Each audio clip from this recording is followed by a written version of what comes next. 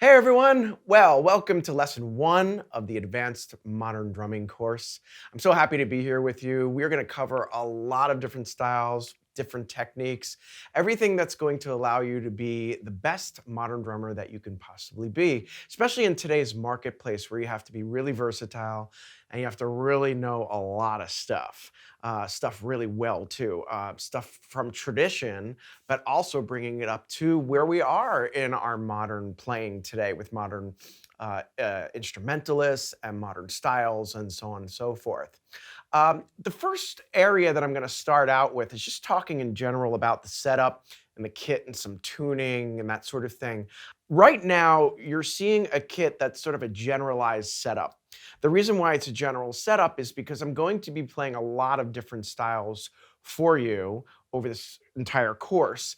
And we're going to actually start with the rock styles. However, normally in rock, as you probably know, drum kits are all different sizes, different shapes, different configurations.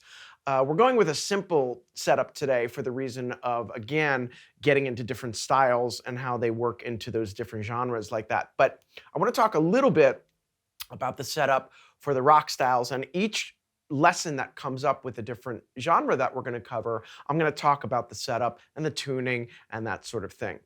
For the rock style, we're going to go with, well, first, let me say that you're going to experience a lot of different tuning choices for rock, especially nowadays, where maybe for a while it was kind of similar from band to band.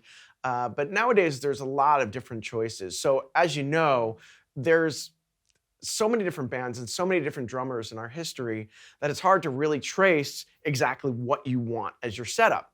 But a good place to start, just a general place to start, is having a low pitched bass drum, having lower pitched toms, especially if the toms are bigger, and a higher pitched or medium pitched snare. Again, this setup is a little bit small for a normal rock setup. We have a 10-inch tom and a 14-inch tom. And usually for a rock setup, we're going to have a little larger drums, maybe a 12 and a 14 and maybe a 16, or we start to expand our tom size to 10, 12, 14, 16. For bigger players, sometimes they do 12, 13, 16, 18. And with a larger bass drum, this is a 20-inch bass drum in diameter. We can move up to 22, eventually get to 24, so on and so forth. The snare drum, this is a sort of, again, a generalized snare drum. Most drummers, of course, are using 14-inch in diameter, and I prefer a 6.5-inch deep for rock, maybe even a little bit larger.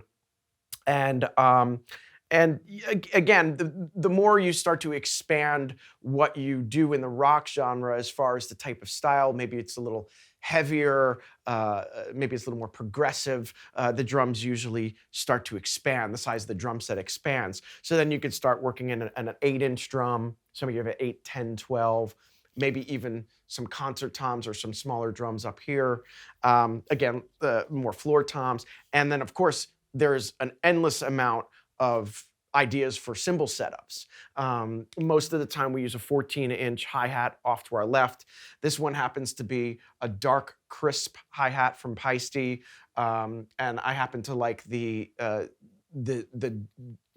darker but crispier sound to cut through, especially for the rock style. Some people even start using larger size hi-hats, like 15s. I use a second hi-hat off to my right at my setup at home, and that's a 15, so I have a 14 and a 15. And then, of course, again, there's a million different choices for cymbals, crash cymbals, splashes, ride. Right now, I'm just using an 18-inch crash to my left and a 20-inch ride to my right.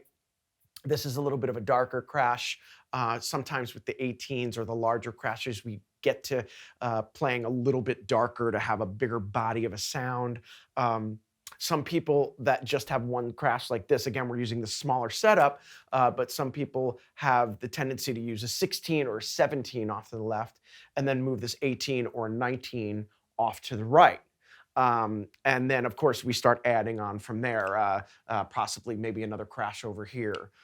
or a crash over here or here, and they kind of keep increasing in size usually. I have a tendency, and this is me, this is not necessarily everybody, but I have a tendency to increase my sizes as I go along. So maybe a smaller crash over here, maybe like a 14 or 15, and a 16 or 17 over here. 18 over here, 19 over here, even a 20 for a bigger rock sound. And then China. I love China cymbals. I have a tendency to prefer an 18-inch China high um, to give it that kind of explosive sound, but at the same time, again, that higher, crispier sound that cuts through. And then I use a variety of splash cymbals and little effect cymbals, maybe little bells, bell cymbals, and that sort of thing. Tuning wise, again, we spoke about the tuning, but I have a tendency to use a coated snare head. Usually, I support Remo, and I use a Remo either coated ambassador or coated emperor, which is 2-ply for more sturdier sound on the snare drum. My favorite head is something called a controlled sound, which is a coated snare head with a dot underneath. Again, this is more for the rock sound, so it's going to give you a punchier, stronger durability to the snare drum in general. I don't normally use coated tom heads, but again, because we have this generalized setup for all the genres we're going to cover, the coateds kind of cover the whole ground base of everything we're going to work on. So something like a coated emperor on the top is really nice with a clear ambassador on the bottom, or any head company that you're using. We usually do like a 2-ply up top and a single ply on the bottom. The 2-ply, again, for the rock is going to give it more durability, more of a body type of sound, a lower end type of sound. When we get to the jazz portion of this course, we're going to end up talking about cranking up the drums a little bit more, using the coateds, maybe even a single ply to have it a little bit more ringy and a little bit more cutting on the high end of the tone of the full drum set. The bass drum, I usually use some sort of muffled bass drum up front, and then maybe a muffled on the backside. Remo makes a great head called the Power Stroke 3, and that Power Stroke 3 is going to have a ring on the inside of the head that works with the Power Stroke 3 up front, and they both have rings, and then you maybe put a little bit of a, I don't know, a blanket or a pillow in the inside for some general muffling, and you got a nice low-end bass drum sound there. Also with the tuning, I have the same type of relationship with the front head, this one, as I do with the back head or the playing side head, as I do with the front head. And this head's gonna be a little looser, and this head's gonna be a little tighter for ring, and you get that relationship there. And with the minimal amount of muffling, you're gonna have still a body type sound from the bass drum, but it's gonna cut at the same time. Of course, we always talk about using multiple pedals as well with a rock drum set. Right now, I'm using just a normal single pedal setup with single bass drum, single hi-hat, but a most common setup is to have a double pedal for those who use even bigger drum set or more drums. A lot of people use double bass where they don't need a double pedal. They just have 2 bass drum pedals and 2 bass drums. But again, we have this sort of generalized setup, and it's going to just require a hi-hat pedal, normal hi-hat stand, and a normal single pedal there. So we're going to talk about setup as we go along with the lessons a little bit more. It's going to change in size and tuning as we go through the different styles. But for now, again, we have this generalized set. So I'm going to get into the first sub-style here of rock, and we're going to start in sort of the normal generalized area of standard rock. So we're talking about straight rock playing, not swung, not shuffled. We'll talk about that in another lesson, and how to approach it the best way. I have 2 approaches with modern rock styles. A faster approach with accents and sort of some technique and some body work that you're putting into it. And then a slower approach with a little bit different technique, especially really mentioning what's going on with the hi-hat and how we're approaching the hi-hat. Now, with rock playing, we're gonna use mostly a heel up technique with our right foot.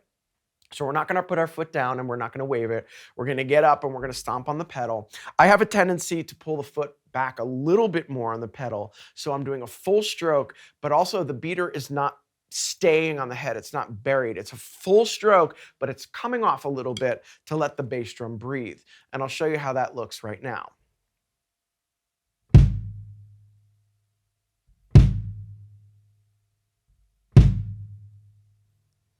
So if you're able to see that from the camera perspective, you'll see my leg doing a full stroke and the beater strikes the head and it just comes off a little bit to let that breathe. The snare drum, this is a difficult thing for people just starting to really get into very heavy rock playing, and that's hitting the rim shot the right way. Now, there's a variety of different rim shots we can be using. One is the standard rim shot of hitting the tip in the center of the head and doing a full stroke or playing a full stroke with the left hand or your snare hand if you're a lefty, and hitting the direct center and the rim at the same time to get that loud crack. Sounds like this.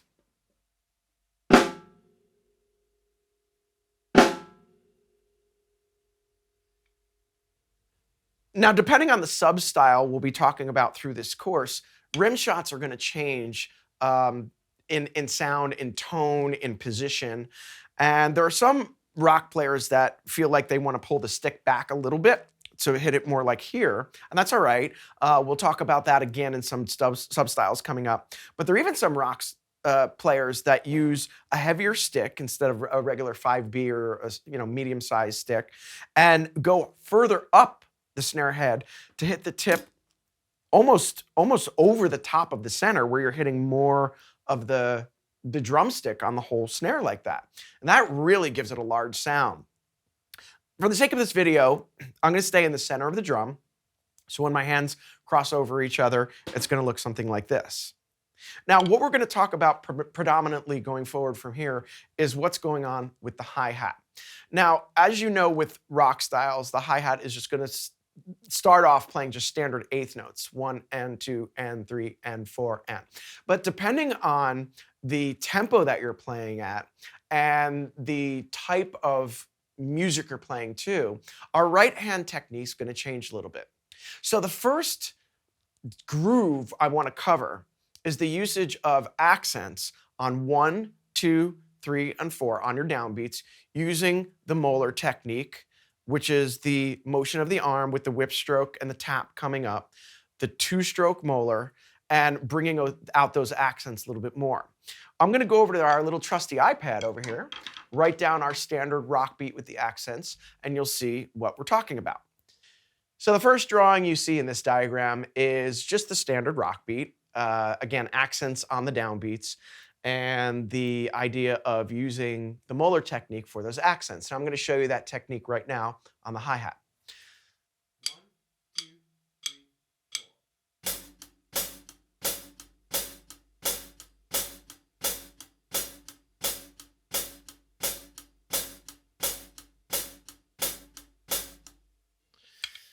Now, coupled with the heel up technique in the right foot, and the big rim shot in the snare drum. We're gonna put that together.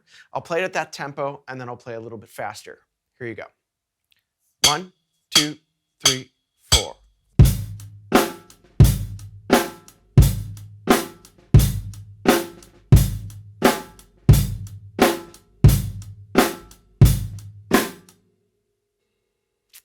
Now faster.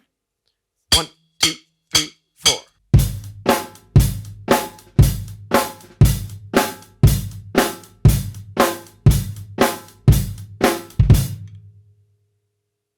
Okay, so that's the groove using that molar technique, and you're gonna really wanna practice that and get your time hand moving really good, really strong, getting those accents out really strong. And I usually say that's applicable to, say, about 95 BPM up to about 145 in that tempo range. I think of bands like AC/DC or even just some pop bands just driving that groove. It's more about groove and pocket for that type of style.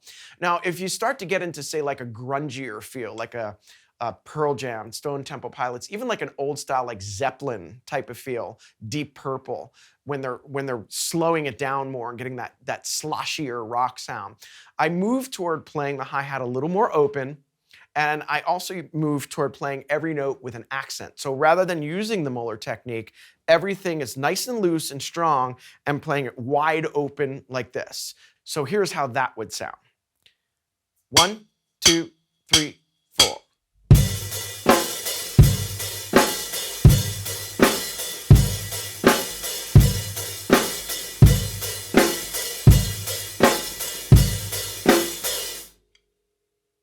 So again, notice that's a little bit different than the groove that you may see in the writing on the screen, whereas the writing has the accents over the top of the notes. This is going to be every single accent really played nice and strong and really nice and open.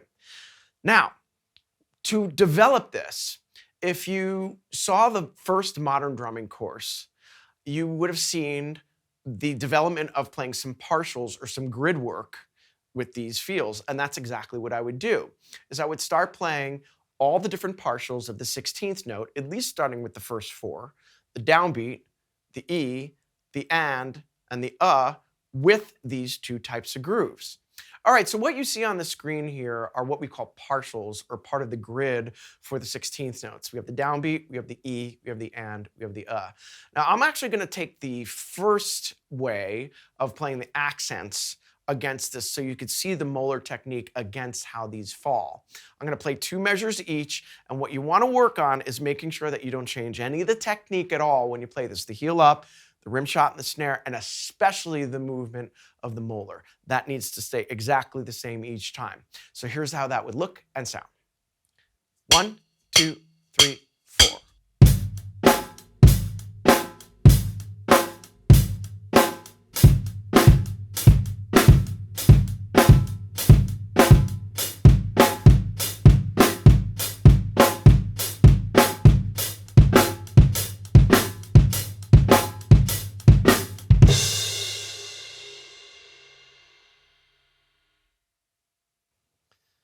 Now, you may have heard that exercise or even played that exercise before, but I find with my students, one of the hardest things to do is have them play that and have them not move that Moeller technique at all.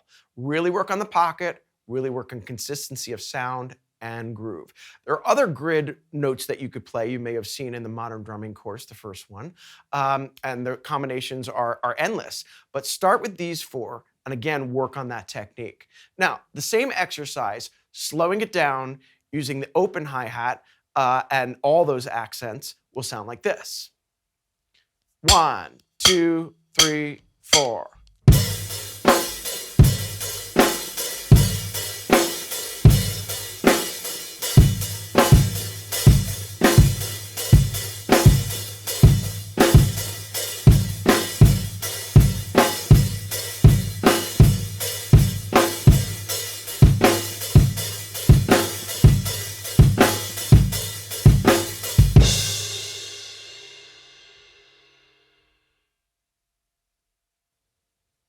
So again, exercise-wise, kind of a similar approach, but technique-wise and tempo-wise, a little bit different. And what you want to do is kind of go back and forth between the two of those, stop, start again, and really make sure you have a real true definition of which style or which approach you want to take. The Moeller, a little bit faster with pocket, and then the slower version with all those open strokes. And that will enable you to get to a lot of different exercises and a lot of variations while keeping those techniques.